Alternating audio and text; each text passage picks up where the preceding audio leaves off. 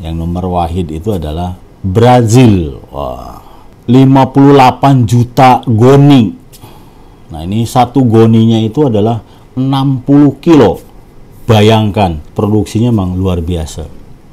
Terus yang nomor 2 adalah Vietnam. Nah, kita masih kalah dengan Vietnam.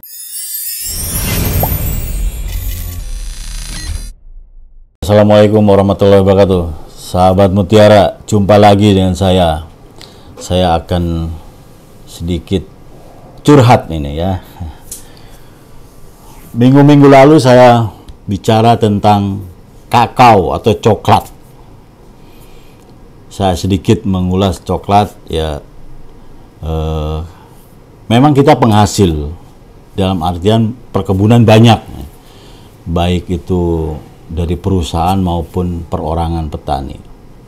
Tapi memang dalam pengolahannya itu coklat ini masih dijual atau diekspor dalam bentuk biji green ya, belum diolah, belum ada UMKM atau perusahaan kecil itu mengolah hasil panen kakao ini. Nah, sekarang beda dengan kopi. Nah, kebetulan saya senang ngopi juga, senang kopi ya. Nah, kalau kopi ini sudah banyak ya, warung-warung kecil, kafe-kafe penjual kopi ya banyak. Beda dengan kakao ya, karena ya kopi sedikit lebih mudah untuk dikelolanya ya. Jadi warung-warung kecil pun ya sudah banyak mengelola hasil kopi, atau perusahaan nasional pun sudah banyak ya dikemas, diolah di dalam negeri sendiri dalam artian. Tapi kalau untuk kakao itu masih jarang sekali ya. Nah, kopi sekarang kita akan ngabarin sedikit kopi. Kopi memang dia banyak manfaatnya ya. Saya sendiri ya senang kopi. Ada menurut para ahli kalau ngopi ini tentu tanpa gula ya, itu sebaiknya tidak lebih dari 4 kali dalam sehari. Wah, ini manfaatnya kalau tidak lebih dari 4 kali sehari itu manfaatnya banyak sekali ya. Ya tentu untuk kesehatan kita. Oke, kopi ternyata Indonesia bukan nomor 1 dalam hal penghasil kopi ini. Tetap yang nomor 1 adalah, yang nomor wahid itu adalah Brazil. Wah, ya, memang terkenal Brazil dan perkebunan kopinya ini, dan dibudidayakan itu lebih dari 300.000 perkebunan, so bayangkan ya. Dan menurut yang berita yang saya baca dari Kompas itu sekitar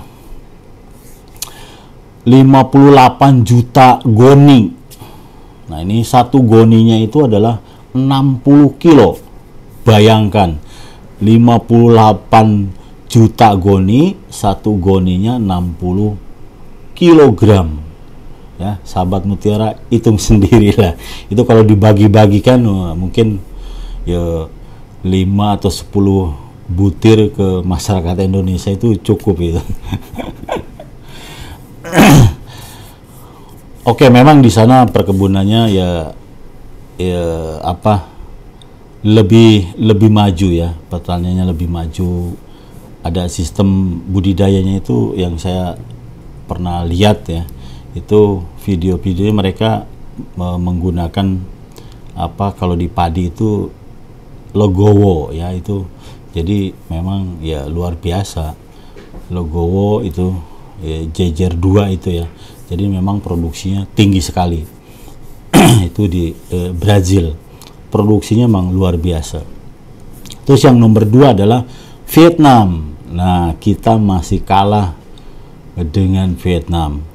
Tapi sesepuh-sesepuh kita ya, orang-orang tua kita itu memang pernah bilang bahwa banyak orang-orang Vietnam itu dulunya belajar kopi di Lampung ya, tapi untuk sekarang kita kalah ya. Mungkin ini lagi-lagi dari segi budidaya ya, mereka mungkin intens membudidayakannya. Beda memang dengan Indonesia ini ya, peninggalan ya, zaman baheula ya, baik itu pada penjajahan Jepang maupun Belanda. Karena ada kebun-kebun di Lampung itu, di Lampung, Palembang, Jambi itu ya ada tanaman yang sudah ratusan tahun, tanaman kopi ya, besar sekali ya, itu masih ada ya. Nah, yang kedua adalah Vietnam, produksinya bisa 32 juta goni. Dan ini Vietnam ini adalah penyumbang 40% global kopi robusta. Wow, memang luar biasa ya. Kopi robusta memang ya dibudidayakan dia untuk level ketinggiannya lebih rendah daripada Arabica. Dan Vietnam ini luar biasa ya.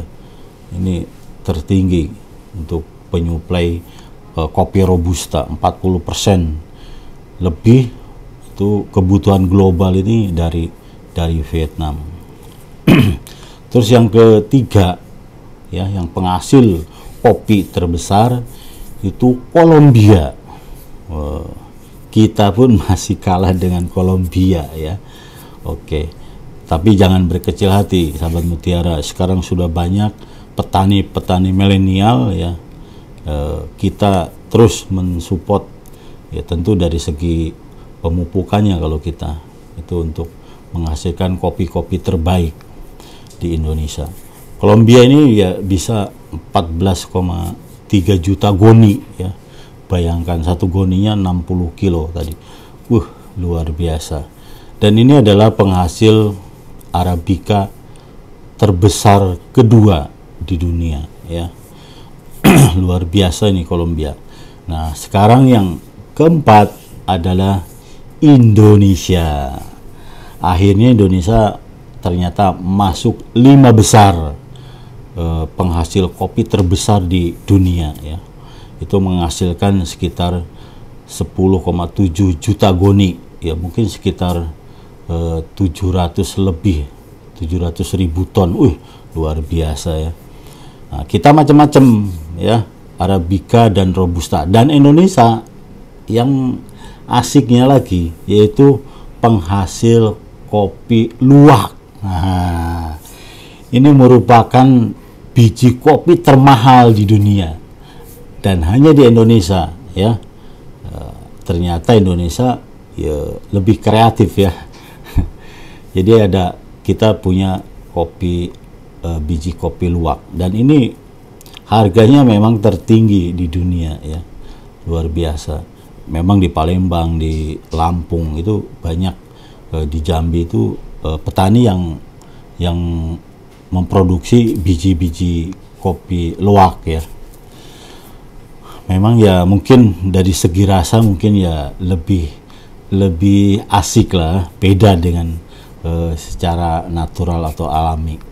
Karena luwak ini adalah binatang ya, salah satu binatang pengerat, dan mereka memang memakan biji kopinya itu ya, kalau nggak merah itu mereka nggak mau makan. Nah, ini tentu dari segi budidayanya sudah bijinya merah, terus difermentasinya dengan di dalam perut luwaknya itu ya, tentu yang dia makan adalah biji-biji terbaik, karena warnanya sudah merah, berarti sudah dari segi budidaya fisiologi buahnya itu ya udah mateng pol ya, jadi enak rasanya biji kopi luwak ini.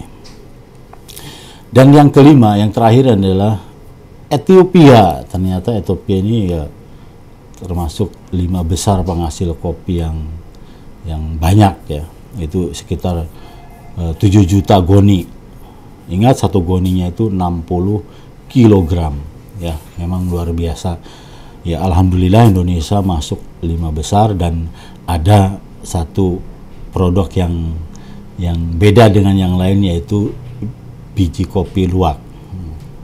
Oke, sahabat Mutiara, kabar dari saya cukup sekian. Assalamualaikum warahmatullahi wabarakatuh. Salam Mutiara.